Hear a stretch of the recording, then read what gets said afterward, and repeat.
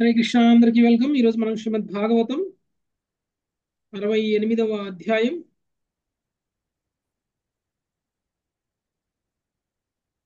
12వ శ్లోకం. 11 శ్లోకాలు అయిపోయాయి పదకొండు ప్రభుజీ. పదకొండు కంప్లీట్ శ్లోకం. 12వ శ్లోకం నుంచి ఈరోజు మనం స్టార్ట్ చేద్దాం. ఓకే, శాంభుని యొక్క వివాహము అనేటువంటిది ఈ అధ్యాయం. సో ఇప్పటి వరకు ఏం జరిగింది అని అంటే, హస్తినాపురంలో దుర్యోధనుడి యొక్క పుత్రిక అయినటువంటి లక్ష్మణుని శాంభుడు ప్రేమించడం అనేటువంటిది జరిగింది. అయితే అయితే ఆ లక్ష్మణకి దుర్యోధనుడు స్వయంవరం ఏర్పాటు చేయడం అనేటువంటిది జరిగింది.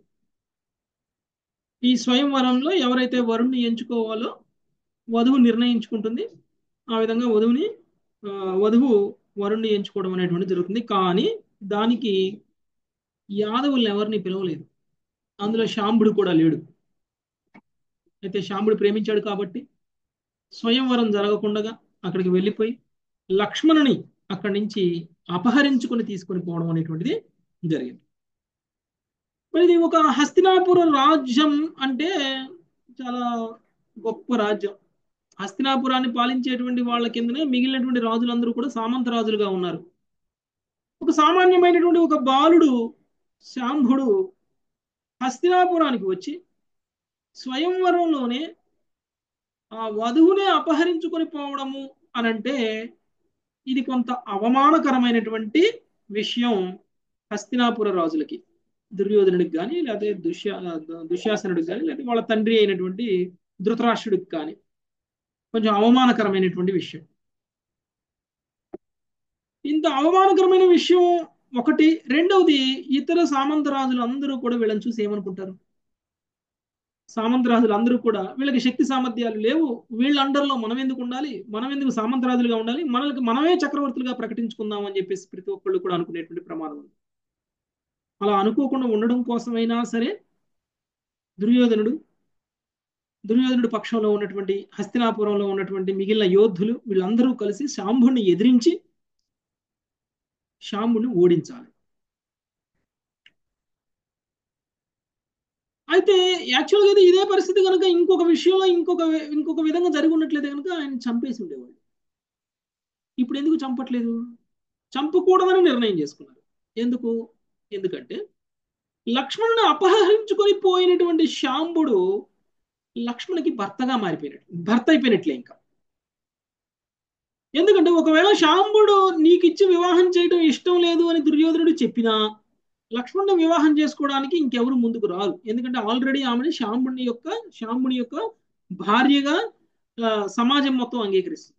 చాలా ఇంతకు ముందు రోజుల్లో ఇలాంటివన్నీ కూడా చాలా స్ట్రిక్ట్ గా ఉండేవి అనమాట. ఇంతకు ముందు కూడా చూడండి, నరకాసురుడి యొక్క చెరలో ఉన్నటువంటి 16,000 మంది, 16,100 ఎవరైతే ఉన్నారో రాజకన్యలు ఎవరైతే ఉన్నారో వాళ్ళందరూ పాపం చేసిన తప్పేమి లేదు. జస్ట్ నరకాసురుడు దొంగిలించుకొని తీసుకెళ్లిపోయి ఆయన చెరలో ఉంచేశారు. అంత మాత్రాన ఆ వాళ్ళని ఎవరైనా వివాహం చేసుకోవడానికి ముందుకు వస్తారా అంటే ఎవరు రారు ఇంకా.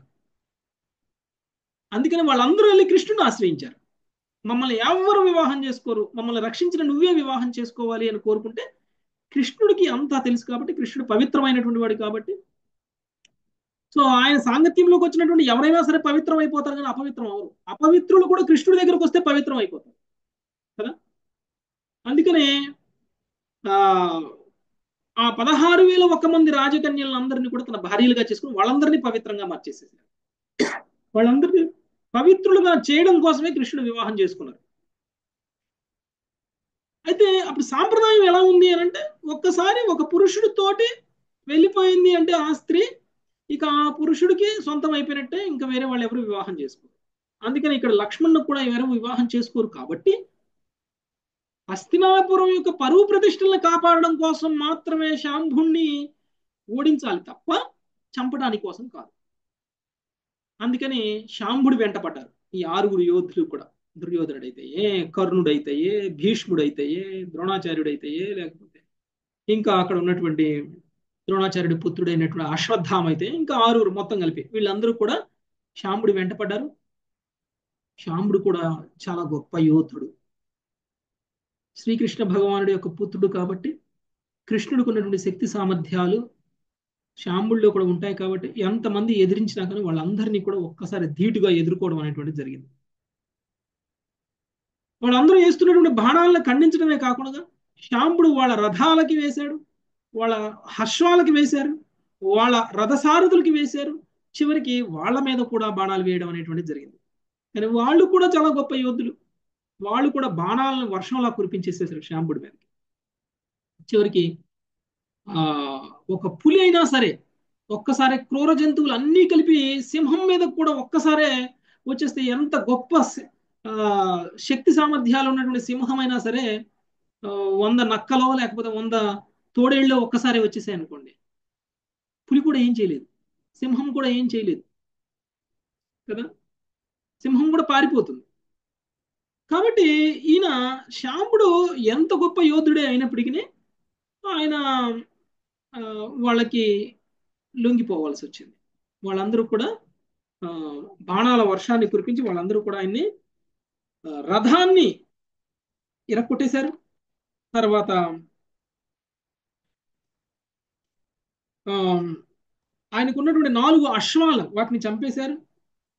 రథసారథిని రథసారథిని చంపేశారు. పైగా శాంబుడికి ఉన్నటువంటి ధనస్సును కూడా విరక్కొట్టేశారు. అంటే రథం లేకుండా, ధనస్సు లేకుండా, రథసారథి లేకుండా, గుర్రాలు లేకుండా చేసేసారు. ఒక యోధుడికి ఇవన్నీ చాలా ముఖ్యమైనటువంటివి. యోధుడికి ఇవన్నీ కూడా చాలా ముఖ్యమైనటువంటి ఇవన్నీ లేకుండా చేసేసారు. ఇప్పుడు ఆయన్ని బంధించబోతున్నారు. ఓకే, మరి ఆయన బంధించిన తరువాత ఏం జరుగుతుంది అనేటువంటిది ఈరోజు మనం చూద్దాం.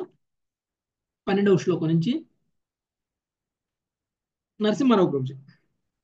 తం బద్ధ్వా విరధీకృత్య కృచ్ఛ్రేణ కురవో యుధి సంబద్ధ్వా విరధీకృత్య కృచ్ఛ్రేణ కుర్వో యధి కుమారం స్వస్య కన్యాంచ స్వపురం జైనో విశన్. కుమారం స్వస్య కన్యాంచ స్వపురం జయనో విశన్. యుద్ధము నందు సాంబుని శూన్యుని గావించిన కురువీరులు అతడిని అతి కష్టంతో బంధించి వారిని తమ కన్యను తీసుకొని విజయులై పురమునకు చేరిరి. హరే కృష్ణ ప్రభుజీ దండవత్తున్నాం. ఒకసారి రథశూన్యుడు అయిపోయాడంటే, రథం లేకుండా అయిపోయాడంటే ఇంకా ఓడిపోయింది అంత సమానం. ఓకే, ఇక రథం మీద లేకుండా అస్త్రాలను సంధించడం కూడా సాధ్యం కాదు. ఒక యోధుడు రథం మీద ఉన్నంతసేపే యుద్ధం చేయగలుగుతారు. భూమి మీదకి వచ్చిన తర్వాత, నేల మీదకి వచ్చిన తర్వాత ఇక ఆ యుద్ధం చేయడానికి అది సాధ్యం కాదు. ఎప్పుడైతే అది జరిగిందో వెంటనే ఆ 6 కూడా ఆయన బంధించడం, ఆ తర్వాత ఆయనతో పాటు తీసుకువెళ్తున్నటువంటి లక్ష్మణ వాళ్ళతో పాటు తీసుకోవడం, విజయులై ఓకే తిరిగి హస్తినాపురానికి వాళ్ళు చేరుకున్నారు. నెక్స్ట్ 13వ శ్లోకం. లావణ్యమాత. తచ్శ్రుత్వా నారదోక్తేన రాజన్ మన్యవః. श्रुत्वा नारदोक्तेन राजन् सञ्जातमन्यवः కురున్ ప్రత్యుద్యమం చక్రూర్ ఉగ్రసేనా ప్రచోదితాం. पुरीं प्रत्युद्यमं चक्रुर्उग्रसेना ప్రచోదితః. రాజా నారదుని వలన ఈ వార్తను విన్న యాదవులు క్రుద్ధులైరి. ఉగ్రసేనునిచే ప్రేరేపితులై వారు కౌరవులతో యుద్ధం చేయుటకు సిద్ధపడిరి. భాష్యము. దీనిని శ్రీల ప్రభుపాదులు ఈ విధంగా వర్ణించిరి.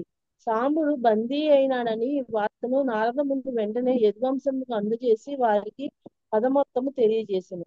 సాంబుడు బందీ అగుట పట్ల అందున అది 6 వీరులచే అక్రమంగా జరుగుట వల్ల యదువంశీయులు కుపితులైరి. అంతటా యదువంశాధిపతి అయిన ఉగ్రసేనుని అనుమతితో వారు కౌరవుల రాజధానిపై దాడి చేయటకు సిద్ధపడి. హరే కృష్ణ ప్రభు. ఓకే, ఎక్కడ ఏం జరిగినా కానీ ఎవరికి తెలిసినా తెలియకపోయినా నారదుడికి మాత్రం తెలుస్తుంది. ఓకే, ఇక సమాచారాన్ని చేరవేసేటువంటిది కూడా నారదుడే. ఎవరికి ఏ సమాచారం ఎప్పుడు చేరవేస్తే మంచిది, ఏం చేస్తే కృష్ణుడి యొక్క లీల సక్రమంగా జరుగుతుంది అనేటువంటి విషయం నారదుడికి తెలిసినంతగా ఎవరికి తెలియదు. ఎందుకంటే నారదుడు భగవంతుడి యొక్క భక్తుడు కాబట్టి ఆయన భగవంతుడి లీలని ఆ జరిగేలా తోడ్పడతారు. ఇంతకు ముందు కూడా కృష్ణుడు ఇంద్రుడితోటి యుద్ధం చేయడానికి కారణం ఎవరు? ఏంటి ప్రభుజీ? కృష్ణుడు కృష్ణుడు ఇంద్రుడితోటి యుద్ధం చేయడానికి కారణం ఎవరయ్యారు? నారదుడే కాబట్టి నారదుడు చెప్తారు కదా ప్రభుజీ. పారిజాత పారిజాత పుష్పము 2 పారిజాతాల పుష్పాలు తీసుకొచ్చి ఒకటి రుక్మిణికి ఒకటి సత్యభామకి ఇస్తే సరిపోయేది. ఓకే, అవును ప్రభుజీ. అలా చేయకుండా ఒకటే పారిజాత పుష్పం తీసుకొచ్చి అది రుక్మిణికి ఇచ్చేశారు. వీడికి సత్యభామకి పారిజాత పుష్పం మీద కోరిక కలిగేలా చేశారు. దాంతో ఇంద్రుడి యొక్క గర్వం అంచడం కోసం కృష్ణుడు దేవలోకానికి వెళ్ళి మరి అక్కడ ఇంద్రుడిని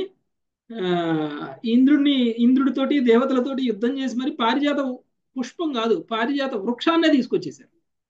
ఓకే, సో అంటే నారదుడికి తెలుసు అనమాట, ఎవరి దగ్గర ఏముంటే ఎవరు గర్వపడతారో ఆ గర్వాన్ని తొలగించాలంటే నారదుడు ఎవరి దగ్గరికి వెళ్ళి ఏం చెప్పాలి అనేటువంటిది ఆయనకు తెలుసు. అందుకనే నారదుడు ఇప్పుడు ఇక్కడికి వచ్చేసారు.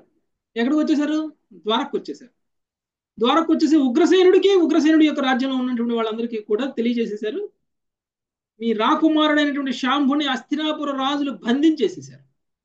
ఓకే, లక్ష్మణుని వివాహం చేసుకోవాలి అని ఆయన అనుకుంటే ఆయన లక్ష్మణుని తీసుకొస్తుంటే దుర్యోధనుడు ఆయన అనుచరులు అందరూ కలిసి ఆయన్ని బంధించేసేసారు అనేటువంటి వార్తని చెప్పడం అనేటువంటిది జరిగింది. కృష్ణ ప్రభుజీ చెప్పారో మరి నెక్స్ట్ ఏం చేస్తారు? మరి ద్వారక వాసులు, ద్వారక రాజు ఏం చేయాలి? శాంబుని విడిపించాలి. శాంబుని విడిపించాలంటే హస్తినాపురం మీద యుద్ధం చేయాలి, అంతే కదా. హస్తినాపురం వాసులు వెళ్ళిపోయి మా కొడుకుని మాకు పంపించు, మా మనవడిని మాకు పంపించు అంటే ఉగ్రసేనుడు అడిగితే ఇచ్చేస్తారా? ఎవరు యుద్ధం చేసి ఓడించి తీసుకొచ్చుకోవాలి, లేదు అని అంటే వదిలేసుకోవాలి. సో ఇప్పుడు శాంబుని తీసుకురావాలి అంటే వాళ్ళకు ఉన్నటువంటి ఏకైక మార్గం యుద్ధం. ఓకే, కురు వంశానికి అంటే హస్తినాపుర రాజులకి యాదవులకి మధ్య యుద్ధం సంభవించేటువంటి సమయం ఏర్పాటైంది. వాళ్ళు హస్తినాపుర రాజులు శాంబుని బంధించడానికంటే ముందే ఆలోచించారు, మనం ఒకవేళ శాంబుని బంధిస్తే పరిణామం ఎలా ఉండబోతుంది అని. శాంబుని బంధిస్తే దీని పరిణామం ఎలా ఉండబోతుంది అని. ఎలా ఉండబోతుంది?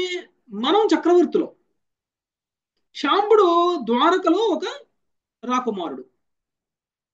ద్వారక రాజులు ఎవరు అంటే మనకి సామంత రాజులు, అంటే మన ఆధీనంలో ఉన్నటువంటి వాళ్ళు. మన ఆధీనంలో ఉన్న వాళ్ళు మనల్ని ఏమి ఎదిరించగలుగుతారు? పైగా వాళ్ళు క్షత్రియులు కూడా కాదు, వాళ్ళు నార్మల్ యాదవులు. యాదవులు మనల్ని ఏం చేస్తారు? ఏమీ చేయలేరు. సో ఇప్పుడు మనం బంధించిన వాళ్ళు ఒకవేళ యుద్ధం మీదకి వచ్చినా కానీ, మనకు యుద్ధానికి వచ్చినా కానీ మనం వాళ్ళని ఈజీగా జయించవచ్చు అని అనుకున్నారు వాళ్ళు. అందుకనే ఆ ధైర్యంతో శాంబుని బంధించారు. ఓకే, ఆ ధైర్యంతో శాంబుని బంధించేసేసారు. ఇప్పుడు వీళ్ళు యుద్ధం చేయడానికి వెనకాడట్లేదు. ఎందుకు? వీళ్ళ వెనకాల కృష్ణుడు ఉన్నాడు, బలరాముడు ఉన్నాడు. కృష్ణ బలరాములు ఉన్నటువంటి వైపు అపజయం అనేటువంటిది ఉండదు. ఎక్కడికి వెళ్ళినా ఎవరితోటైనా యుద్ధం చేయొచ్చు. కానీ అలా యుద్ధం చేయడము అనేటువంటిది కురువంశం అంటే ఇప్పుడు క్షత్రియులు, ఇప్పుడు మన హస్తినాపుర రాజులకి యాదవులకి మధ్య శత్రుత్వం అనేటువంటిది ఏర్పడుతుంది. యాక్చువల్గా ఇప్పటి వరకు వాళ్ళు శత్రువులు కాదు, వాళ్ళు యాక్చువల్గా బంధువులు కదా. వాళ్ళందరూ కుంతీదేవి మూలాన వాళ్ళందరూ బంధువులు అయిపోయారు.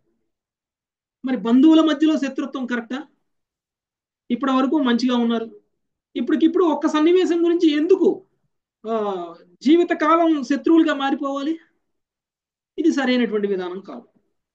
యుద్ధం చేస్తే శత్రువులు అయిపోతారు, యుద్ధం చేయకపోతే వీళ్ళు ఓటమిని అంగీకరించిన వాళ్ళు అవుతారు, శాంబుని వాళ్ళకు వదిలేసిన వాళ్ళు అవుతారు. ఈ సందర్భంలో మరి యుద్ధం చేయకుండా శాంబుడిని తీసుకురావాలి. అప్పుడు శత్రుత్వం ఉండదు, శాంబుడు తిరిగి వచ్చేసిన వాడు అవుతాడు. అంతేకాదు శాంబుడితో పాటు లక్ష్మణ్ను కూడా తీసుకురావాలి. ఓకే, అంటే నిజమైన గెలుపు ఏమిటి అని అంటే ఒకళ్ళని ఓడించి గెలవడం కాదు. నిజమైన గెలుపు ఏంటంటే వాళ్ళు గెలవాలి, మనము గెలవాలి. అప్పుడు శత్రుత్వం అనేటువంటిది ఉండదు. శత్రుత్వం లేకుండానే సమస్య పరిష్కారం అయిపోతుంది. సో దానికి ఇప్పుడు ఏం చేయబోతున్నారో చూద్దాం. ప్రస్తుతానికైతే యుద్ధానికి సన్నద్ధం అవుతున్నారు. నెక్స్ట్ 14-15.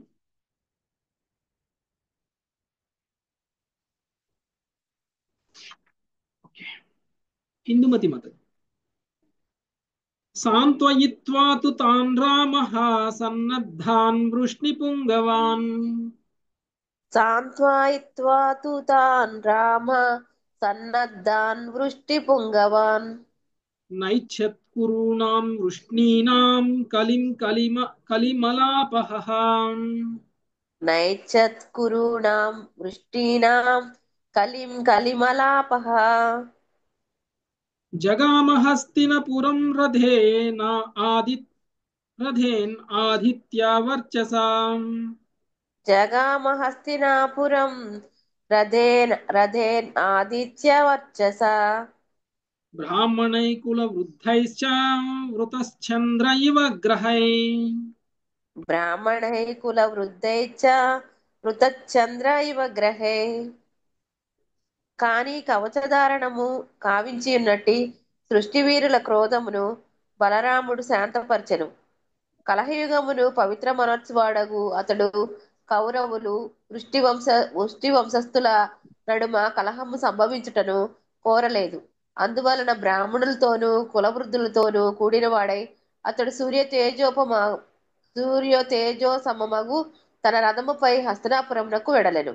అప్పుడు అతడు ప్రధాన గృహ పరివృత్తుడగు చంద్రుడి వలె గోచరించెను. హరే కృష్ణ ప్రభు. ఓకే. కవచధారము గావించి ఉన్నటువంటి వృష్టి వీరుల క్రోధమును బలరాముడు శాంతపరచను. అంటే యుద్ధానికి సన్నద్ధమైనటువంటి వృష్టి వీరులు అంటే వీళ్ళ యొక్క సైన్యం మొత్తం కూడా,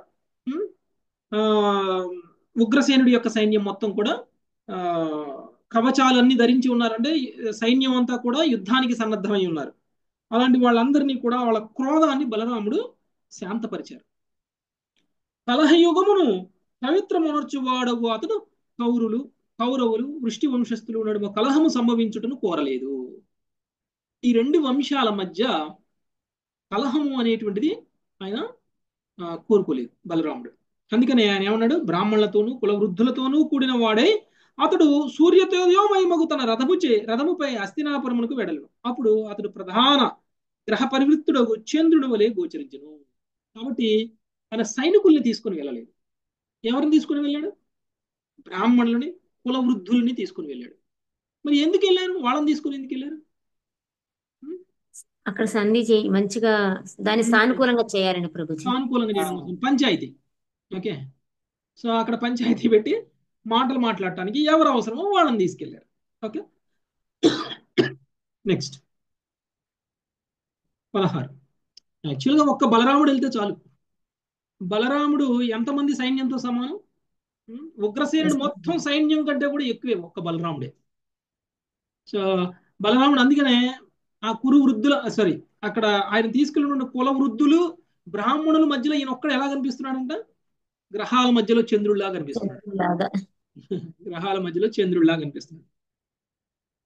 నెక్స్ట్ 16వ శ్లోకం. ప్రమీల మాతాజీ. హరే కృష్ణ ప్రభు. గత్వా గజాహ్వయం రామో బాహ్యోపవనమాస్థితః గత్వా గజాహయం రామో బాహ్యోపవనమాస్థితః ఉద్ధవం ప్రేషయామాస ధృతరాష్ట్రం బుతుత్సయా. ఉద్ధవం ప్రేషయామాస ధృతరాష్ట్రం బుభుత్సయా. హస్తినాపురమునకు చేరిన పిమ్మట బలరాముడు నగరము వెలుపల నున్న ఉద్యానవనములో విడిది చేసి ధృతరాష్ట్రుని ఉద్దేశమును తెలుసుకొనుటకై ఉద్ధవుని పంపెను. భాష్యము దీనికి శ్రీల ప్రభుపాదులు ఇట్లు వ్యాఖ్యానించిరి. హస్తినాపుర పొలిమేరలను చేరినంతటా బలరాముడు నగరమునందు ప్రవేశింపక బయటనే ఒక చిన్న ఉపవన గృహంలో విడిది చేసెను.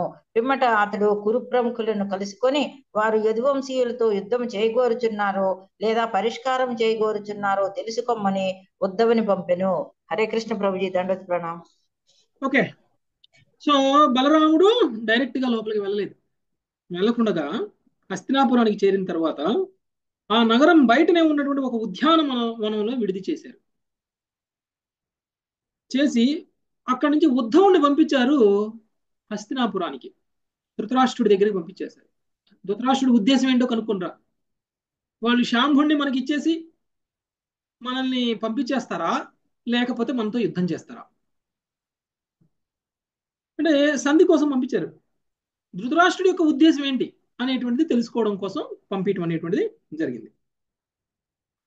ఓకే, నెక్స్ట్ 17వ శ్లోకం హైమవతి మదర్. హరే కృష్ణ ప్రభుజీ. ప్రభుజీ ఇక్కడ 16 శ్లోకం 2వ లయంలో ధృతరాష్ట్రం రుబుత్సయ బుభుత్సయ అని చదవాలా ప్రభుజీ? బుభుత్సయ బానే ప్రభుజీ.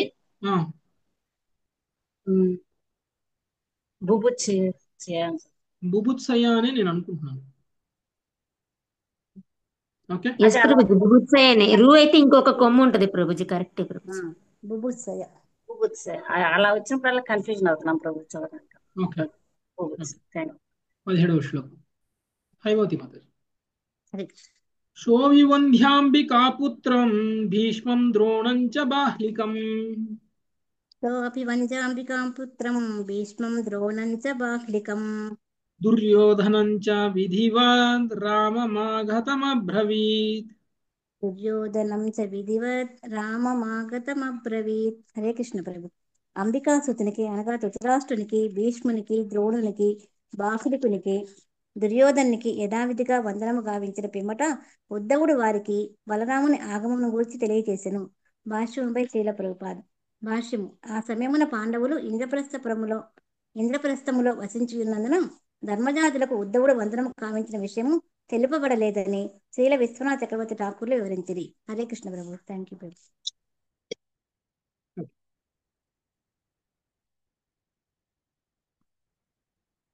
ఓకే, అంబికాసుతునికి అంటే ధృతరాష్ట్రుడు. అంబిక, అంబాలిక గుర్తుందండి. అంబిక యొక్క పుత్రుడు అనమాట ధృతరాష్ట్రుడు.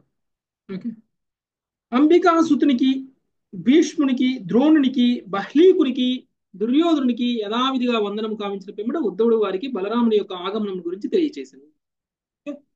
సో బలరాముడు వచ్చారు అనేటువంటి విషయాన్ని వాళ్ళకి తెలియజేశారు. ఇప్పుడు బలరాముడు ఇచ్చినటువంటి సందేశాన్ని వాళ్ళకి తెలియచేయాలి. బలరాముడు ఏం తెలుసుకొని రమ్మన్నారు, మీ ఉద్దేశం ఏంటి, మీ ఉద్దేశం ఏంటి అనేటువంటిది తెలుసుకోవాలి. ఓకే, సో ఆ టైంలో పాండవులు ఎక్కడున్నారంట? ఇంద్రప్రస్థంలో ఉన్నారు. అందుకని ఇక్కడ ఎవరు కూడా పాండవులు లేరు. ఓకే, పాండవులకి ఆల్రెడీ ఇంద్రప్రస్థం ఇచ్చేసారు అప్పటికి. నెక్స్ట్ 18 లక్ష్మీ ఆత్మకూరు మాతాజీ. హరే కృష్ణ. చేతి ప్రీతాస్తమాకర్ణ్య ప్రాప్తం రామం సుహృత్తమం. తేతి పీతాస్త్రమాకర్ణ్య పాపం రామం సుహృతం. తమర్చయిత్వాభియుయం సర్వే మంగళపాణయః. తమచ్చర్య ఇత్యాభియయుః సర్వే మంగళ పాణయః. హరే కృష్ణ.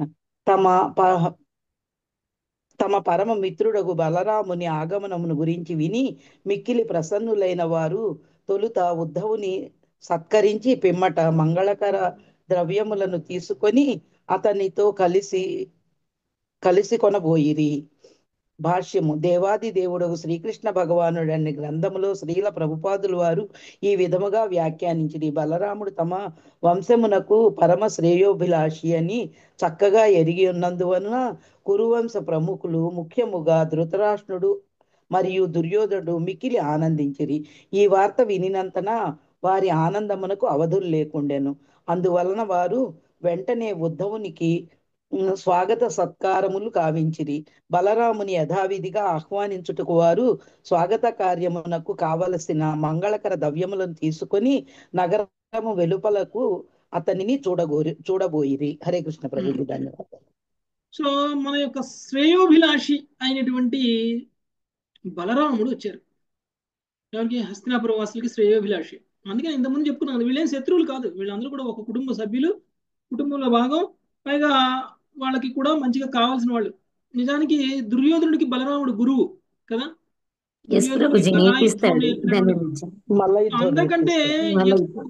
అందరికంటే ఎక్కువ రిలేషన్ ఎవరికి ఉంది హస్తినాపురంలో బలరాముడితోటి అని అంటే దుర్యోధనుడికే ఉంది. నిజానికి హస్తినాపురం ఇప్పుడు కురుక్షేత్ర యుద్ధం సమయంలో కూడా కృష్ణుడు పాండవులకి సపోర్ట్ చేశాడు, కానీ బలరాముడు మాత్రం పాండవులకి సపోర్ట్ చేయడం ఇష్టం లేదు, దుర్యోధనుడికే సపోర్ట్ చేయాలని అనుకున్నారు. ఓకే, కానీ కృష్ణుడికి వ్యతిరేకంగా సపోర్ట్ చేయడం ఆయనకి ఇష్టం లేదు. కృష్ణుడు పాండవుల వైపు ఉన్నారు కాబట్టి ఈయన కూడా ఉంటే పాండవుల వైపు ఉండాలి, లేకపోతే ఎటు ఉండకూడదు. అంతేగాని దుర్యోధనుడి వైపు మాత్రం ఉండకూడదు. ఈయనకి నిజానికి పాండవుల వైపు ఉండడం ఏమి ఇష్టం లేదు దుర్యోధనుడికి. ఈయనకి కౌరవుల వైపే ఉండాలనుకున్నారు.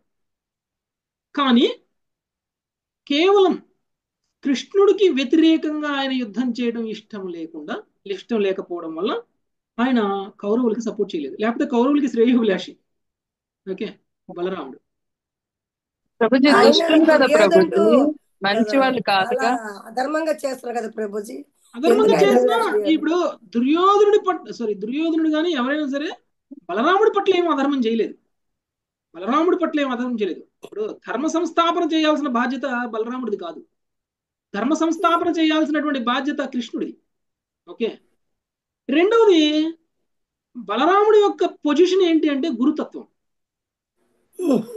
అది సో భగవంతుడు క్షమించడేమో కానీ గురువు క్షమిస్తారు. గురువు కరెక్ట్. కేవలం కృష్ణ భక్తుల దగ్గరికే వెళ్తారా? కృష్ణ భక్తుల దగ్గరికి గురువు వెళ్ళాల్సిన పని లేదు. కృష్ణ భక్తులు ఆల్రెడీ వాళ్ళ దగ్గరికి వెళ్ళి గురువు ఏం చేస్తారు? ఓకే, సో గురువు ఎవరి దగ్గరికి వెళ్తారు? అభక్తుల దగ్గరికి వెళ్ళి అభక్తుల మీద కరుణ చూపిస్తారు.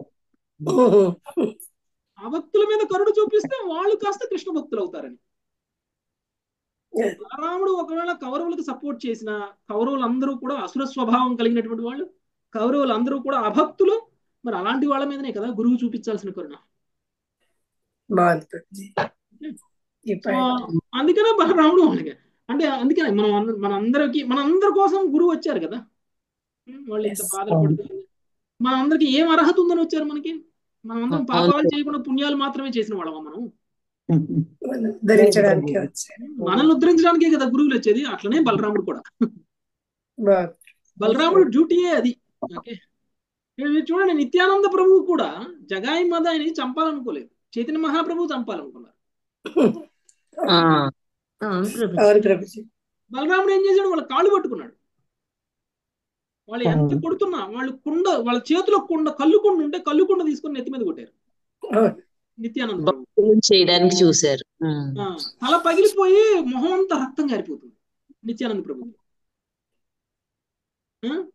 నిత్యానంద ప్రభుకి రక్తం గారిపోతుంటే అప్పుడు కూడా నిత్యానంద ప్రభు కోపం అట్లా, దయచేసి మీరు ఒక్కసారి హరినామం చెప్పండి అన్నారు. అంటే ఈయన మాత్రం చట్టం దిగిపోయారు. ఏదో సినిమా ఉంది, ఈ సినిమాలో అల్లు అర్జున్ ఎంత కొడుతున్నా గానీ ఆయన దయచేసి మీ బాస్ ఎవరో చెప్పండి అంటాడు. ఏం సినిమా అండి అది? అది ఈ మధ్యనే వచ్చింది. ఓకే ఓకే, సో అట్లనే నిత్యానంద ప్రభు కూడా ఎంత కొడుతున్నా కానీ నిత్యానంద ప్రభు కోపాన్ని చూపించట్లేదు. కానీ చైతన్య మహాప్రభుకి ఎంత కోపం వచ్చిందంటే నిత్యానంద ప్రభు తల పగల కొడతారా అని చైతన్య మహాప్రభు సుదర్శన చక్రాన్ని తీశారు.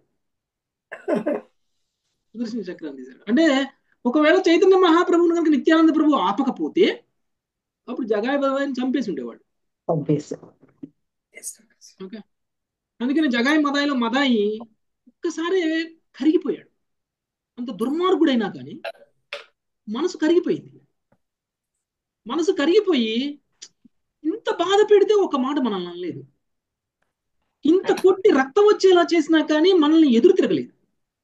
పైగా ఎవరో వచ్చి మనల్ని కొట్టాలని చంపాలని ప్రయత్నం చేస్తుంటే వాళ్ళని కూడా ఆపుతున్నాడు ఈయన. ఎంత గొప్పవాడైనా ఈయన చెప్పిన మాట కనుక మనం వినకపోతే ఇంకా మన బ్రతుకు వేస్ట్ అని అనుకున్నాడు మదాయ్. అనుకొని అప్పుడు వెంటనే బలరాముడిని లేపి బలరాముడికి సేవలు చేసేసాడు మదాయ్. అందుకని ఇప్పుడు చూడండి, చైతన్య మహాప్రభు పనిష్మెంట్ ద్వారా వాళ్ళు మారలా జగాయి మదాయ్. నిత్యానంద ప్రభు చూపించినటువంటి కరుణ వల్ల మారారు వాళ్ళు. అది గురువు అంటే. కరుణ వల్ల మారారు. గురువు కృపా కరుణ అలా ఉంటుంది. అందుకనే ఇక్కడ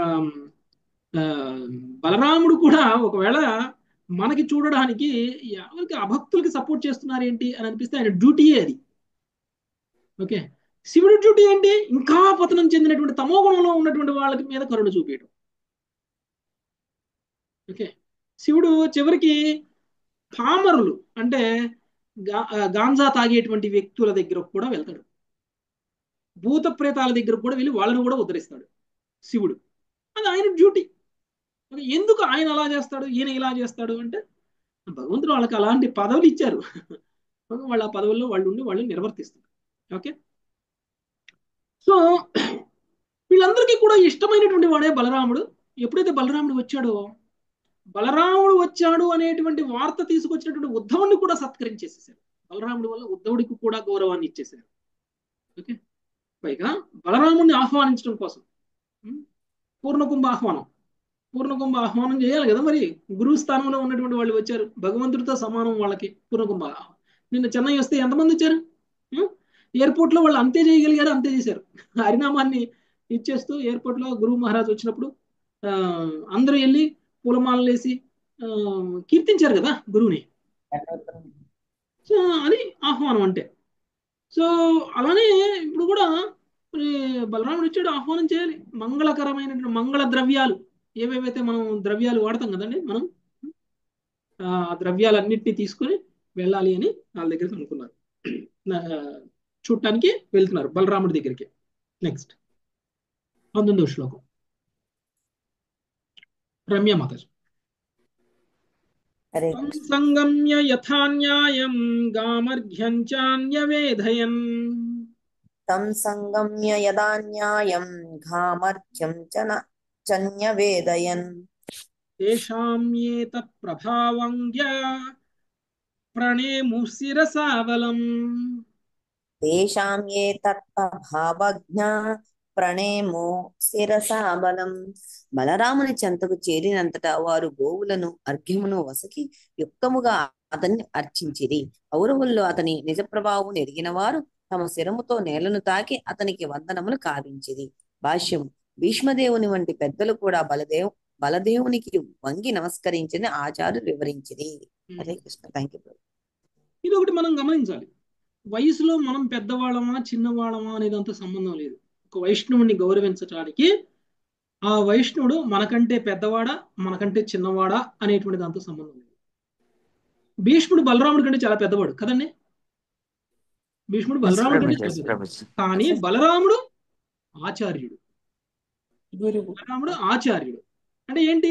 శుద్ధ వైష్ణవుడే ఆచార్యుడు అవ్వగలుగుతారు, అంతే కదా. ఆది గురువు అండి. ఆది గురువు అంటే ఎవరు? ఆచార్యుడు అన్నట్టే కదా. బలరాముడు ఆది గురువు, గురుతత్వం. అంటే ఎవరినైతే కృష్ణుడికి కనెక్ట్ చేస్తారో వాళ్ళందరూ గురువులే, కానీ ఈయన ఆది గురువు.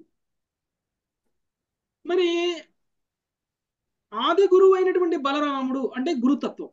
ఒక గురువు లేకపోతే ఒక వైష్ణవుణ్ణి గౌరవించేటప్పుడు నమస్కరించాలి అని అంటే ఆయన వయసుతో సంబంధం లేదు, మనకంటే చిన్నవాడా పెద్దవాడా అనే దాంతో సంబంధం లేదు. చివరికి భీష్ముడితో సహా అందరూ కూడా దండవత్ ప్రణామం చేశారు.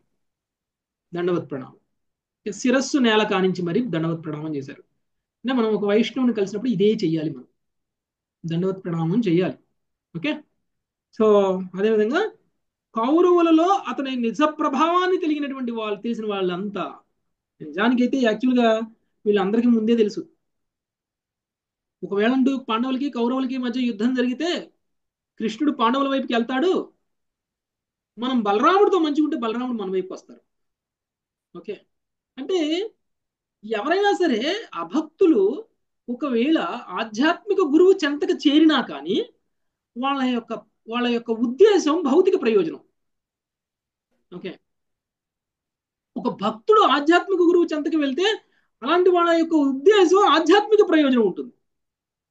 కానీ కౌరవులు లాంటి వాళ్ళు ఒకవేళ బలరాముడు లాంటి వాళ్ళని గౌరవించారు, పూజించారు అని అంటే దాని వెనకాల ఉన్నటువంటి ముఖ్య ఉద్దేశం ఏంటి? భౌతిక ప్రయోజనం. భౌతిక ప్రయోజనం. అందుకనే ఒక ఆచార్యుని ఆశ్రయించినటువంటి వాళ్ళకు కూడా రక్షణ దొరకలేకపోయింది. బలరాముడు కూడా వాళ్ళ కోసం ఇప్పుడు కృష్ణుడికి ఎదిరించి చేస్తాంటే బలరాముడు ఇప్పుడు బలరాముడిని ఆశ్రయించారు, బలరాముడికి పూజ చేశారు కదా అని చెప్పేసి కృష్ణుని ఎదిరించే వాళ్ళకి సపోర్ట్ చేస్తారా? వీళ్ళకి చేయలేదు కదా, చేయలేదు. నువ్వు ఎంత గొప్పవాడివైనా, నువ్వు నన్ను ఎంత గొప్పగా గౌరవించినా, నువ్వు నన్ను ఎంత నీవాడివి అని అనుకున్నా, కృష్ణుడి విషయానికి వచ్చేది మాత్రం నువ్వెవరో నేనెవరో. సో అంటే ఈయన ఉద్దేశమే కృష్ణుడితో కలపడం, కృష్ణుడితో శత్రుత్వాన్ని పెంచుకోవడం కాదు. ఓకే, అందుకనే ఒకటి గుర్తుంచుకోండి, మనం భౌతికమైనటువంటి లాభంతో గురువు దగ్గరికి వెళ్తే గురువు మన భౌతిక లాభాలను కూడా కృష్ణుడి సేవకు అడ్డమైతే తీర్చరు. ఓకే, మనల్ని కృష్ణుడు కలపడానికి వస్తారు ఆయన. సో నా వాయిస్ రావట్లేదు మాతాజీ అందరికి? వస్తుంది ప్రభుజీ, వస్తుంది వస్తుంది ప్రభుజీ. వస్తుంది ప్రభుజీ. రెస్పాన్స్ ఇవ్వట్లేదు.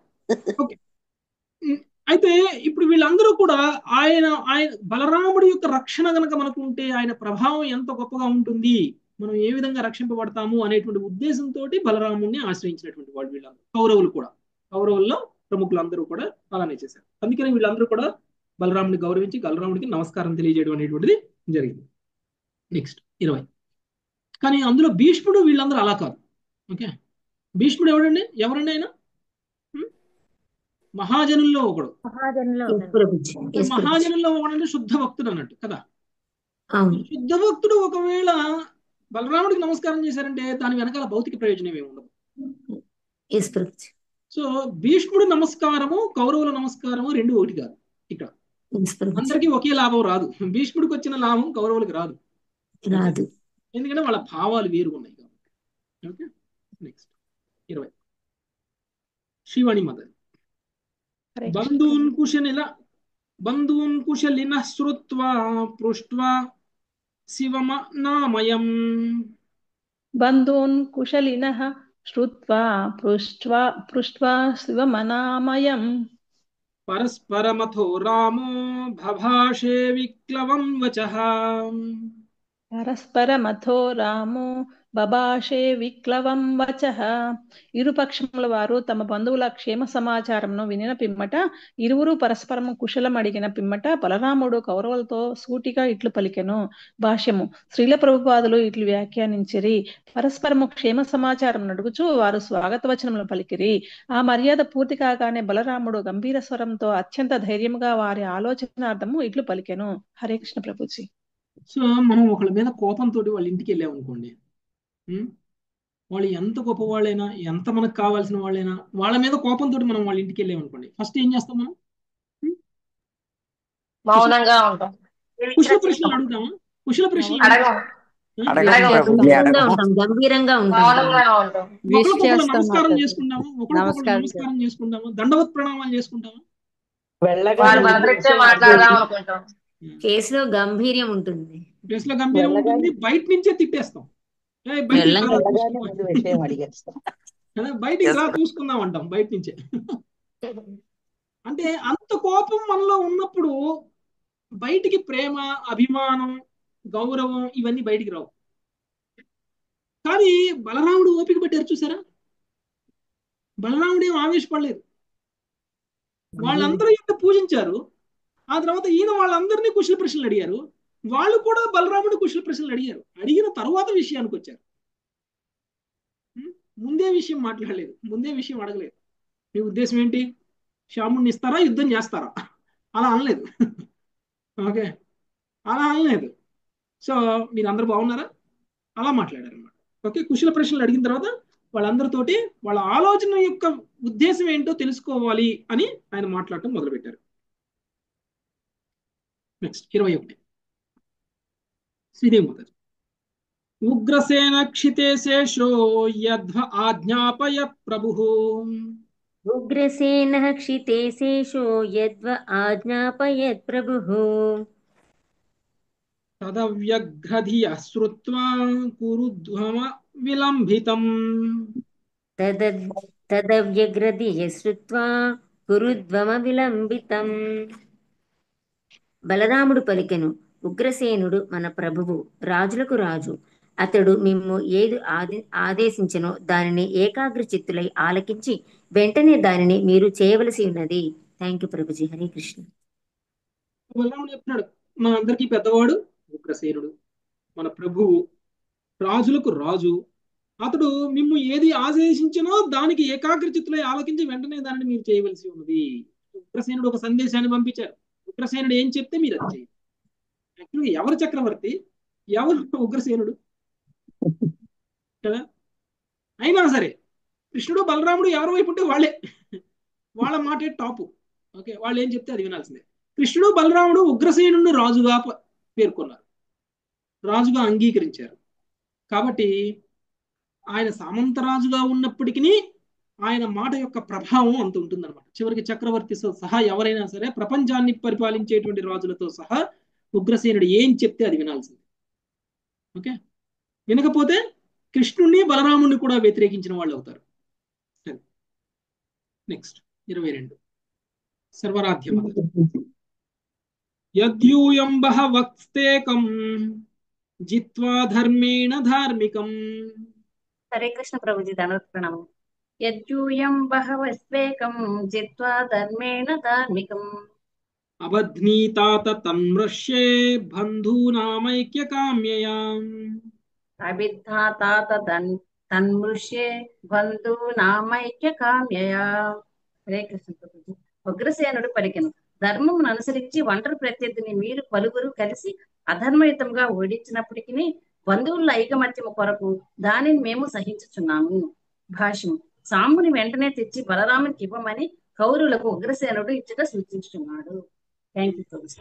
ధర్మమును అనుసరించినటువంటి ఒంటరి ప్రత్యర్థిని మీరు పలువురు కలిసి అధర్మయుతంగా ఓడించినప్పటికీ బంధువులతో ఐకమత్యము కొరకు దానిని మేము సహించుచున్నాము. యాక్చువల్గా అయితే మేము మిమ్మల్ని చంపేసేయాలి, యుద్ధం చేయాలి మీతోటి. మేము మీకు బంధువులం కాబట్టి బంధువుల మధ్య ఐకమత్యం పోకూడదు అనేటువంటి ఉద్దేశంతో మాత్రమే మేము సహిస్తున్నాం మీరు చేసినటువంటి పనికి. ఏంటి వాళ్ళు చేసినటువంటి పని? సాంబుని తీసుకొచ్చారు కదా ప్రభుజీ, వాళ్ళు కలిసి శాంబుడు ప్రేమించిన అమ్మాయిని తను పొందాలి అని అనుకోవడం ధర్మం. పైగా ఆ అమ్మాయిని అపహరించడం కూడా ధర్మమే. గంధర్వ వివాహాలు ధర్మయుతమే. గంధర్వ వివాహాలు జరిగాయి ఇంతకు ముందు. కృష్ణుడు కూడా గంధర్వ వివాహం చేసుకున్నారు. కానీ లక్ష్మణ కోరుకోలేదు కదా ప్రభుజీ. లక్ష్మణకు కూడా ఇష్టమే, కానీ చెప్పలేదుగా బయటికి చెప్పలేదు, ఇప్పుడు తెలుస్తుంది. ఓకే ఓకే, సో గాంధర్వ వివాహం అనేటువంటిది అనుమతింపబడింది క్షత్రియులకి. సో అది అధర్మం కాదు క్షత్రియుల దృష్టి. అదే క్షత్రియుడు కానిటువంటి వాడు చేస్తే అది అధర్మం అవుతుంది. కానీ మరి పాలన చేసేటువంటి స్థితిలో ఉన్నటువంటి వ్యక్తులు చేస్తే అది ఓకే. పైగా ఒంటరిగా ధర్మాన్ని ఫాలో అవుతున్నటువంటి వ్యక్తిని అధర్మంగా మీరు వాళ్ళని బంధించడం అనేటువంటిది సహించరానటువంటి విషయం. దానికి మేము మీతోటి శత్రుత్వాన్ని పొందాలి, శత్రుత్వాన్ని పెట్టుకోవాలి. కానీ బంధువుల మధ్యలో శత్రుత్వం ఎందుకు అనేటువంటి ఉద్దేశంతో మీరు చేసినటువంటి తప్పులు సహిస్తున్నాము అంటే ఎంత సున్నితంగా ఎంత వార్నింగ్ ఇచ్చారో చూడండి బలరాముడు. వార్నింగ్ కూడా బాడీ లాంగ్వేజ్ లేకుండా, కళ్ళు ఎర్ర చేయకుండా సున్నితంగా ఇవ్వడం అంటే ఇది. ఓకే, కాబట్టి మనం ఎవరైనా వార్నింగ్ ఇవ్వాలన్నా కానీ గంభీరంగా ఒకే మాటతో గంభీరంగా మాట్లాడితేనే వార్నింగ్ ఇచ్చినట్లే ఏం కాదు, సున్నితంగా కూడా ఇవ్వచ్చు. ఓకే, ప్రభుజీ కలియుగంలో మాటకి పవర్ అంత ఉంటుంది. మాటకి పవర్ అంత. ఇప్పుడు తెలిసింది ప్రభుజీ ఎలా ఇవ్వాలి. బాణం వేస్తే కూడా తిరిగి తెచ్చుకోవచ్చేమో బాణాన్ని, కానీ ఒక్కసారి మాట కనుక జారామంటే ఆ మాటను మళ్ళీ మనం తిరిగి ఉపసంహరించుకోలేము. ఓకే, ఎంత కావాలనుకున్నా ఉపసంహరించుకోలేము. కాబట్టి బలరాముడు లాంటి వాళ్ళని చూసి మనం నేర్చుకోవాలి మాటలు ఎలా మాట్లాడాలి అని. ఓకే, సో మన అందరం ఐకమత్యంగా ఉండాలి, మనం అందరం బంధువులం.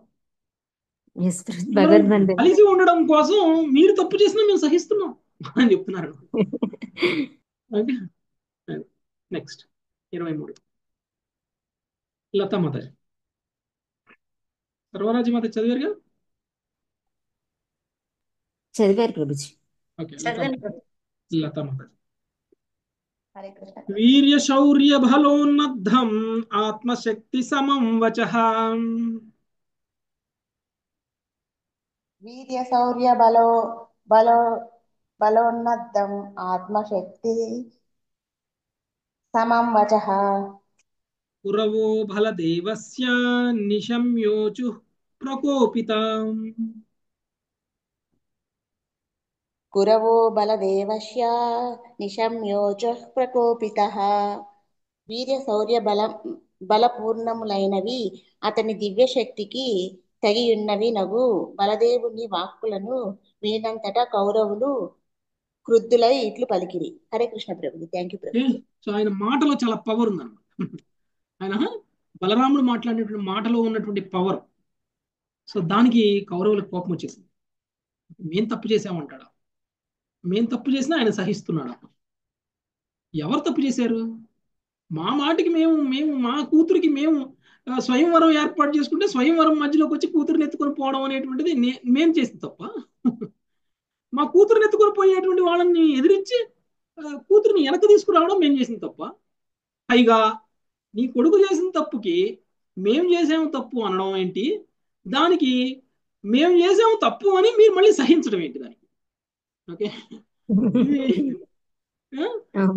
అంత ధర్మ నియమాలను ఆలోచించే స్థితిలో వాళ్ళు లేరు ఇప్పుడు.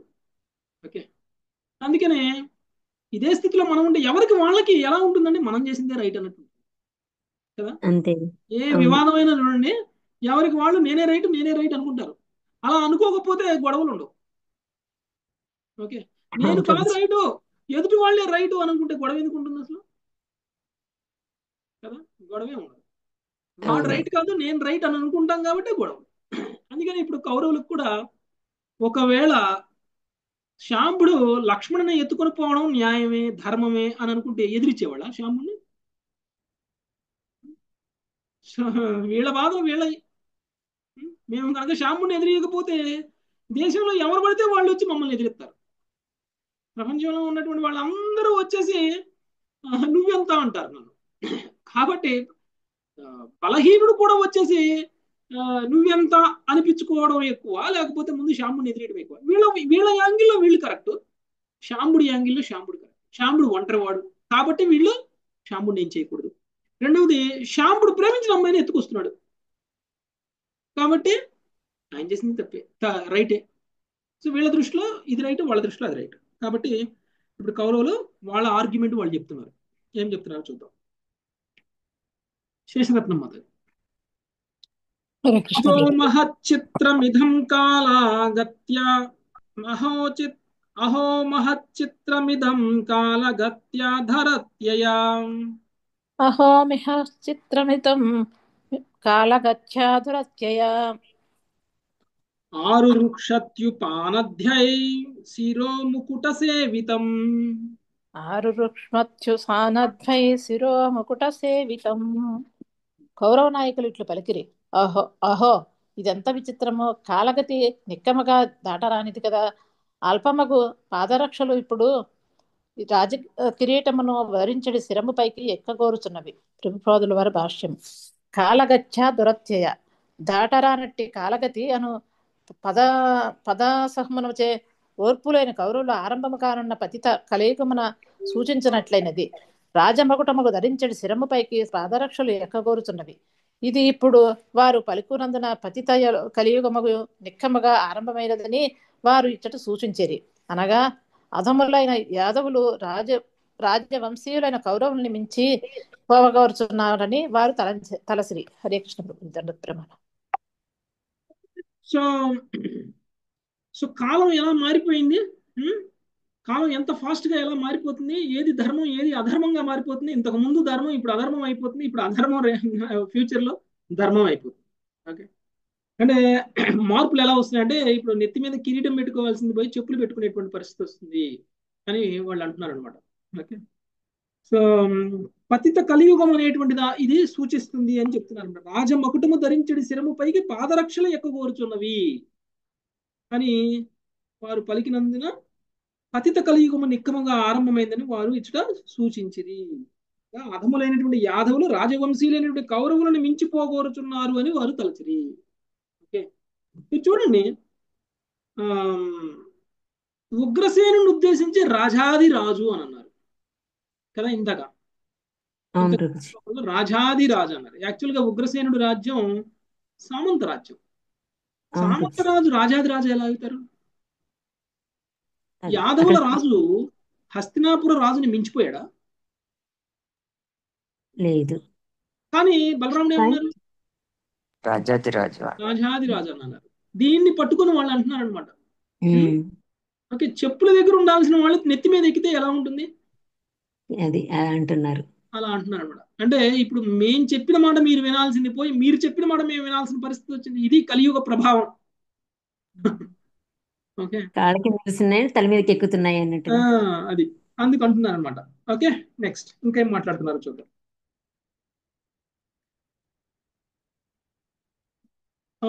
అన్నపూర్ణ మాత, ఏతే యౌనేన సంబద్ధ సహశయ్యాసనాశనం. హరే కృష్ణ. ఏతే యౌనేన సంబద్ధః సహశయ్యాసనాసనః వృష్ణయస్తుల్యతాం నీత అస్మద్ధత్త నృపాసన. కృష్ణయస్తుల్యతాం నీత అస్మద్దత్తనుపాసన.